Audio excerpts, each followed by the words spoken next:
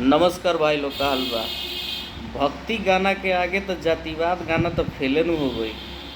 कहाँ पवन सिंह के गाना एक दिन में 5 मिलियन गई, यानी 50 लाख व्यू। और वह अहिरान बम आइला खेसारी लाल यादव के जौन एक जातिवाद सूचक गाना रहे, ऊपर एक दिन में 1.5 मिलियन गईल बा। अब ऊपर एथियो लाग गईल बा, एडो लगवा दिल लोग ताकि व्यूआ बढ़े, पवन सिंह के बराबरी हो पाए। तो भक्ति गाना में जातिवाद ना चलेला। जातिवाद करे के बाटे तो लोकगीत में करो, जातिवाद ए में ना चली। एजा भक्ति गाना, भक्ति सॉन्ग हर कोई सुनेला, हर जात के लोग सुनेला।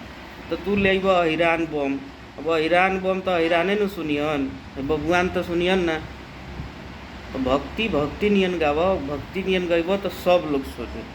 अब जैसे पवन सिंह गइले बड़े प्योर भक्ति गाना, ओकरा के कहाला, ओकरा के पूरा पब्लिक प्यार देता टे, एकदम दबा के बाजता। रील रील तो गर्दा मच गइल बा, इतना रील बनता ऊपर की। तो भक्ति गाना का मतलब ये होला। तो ऐसे तात्पर्य ये निकलता टे कि भक्ति नियन गइलन, पास हो गइलन, तू ईरान करत रह गइल, तू फेल हो गइल। तो ध्यान देवे के काम बा। बाकी राम राम, जय भोजपुरी।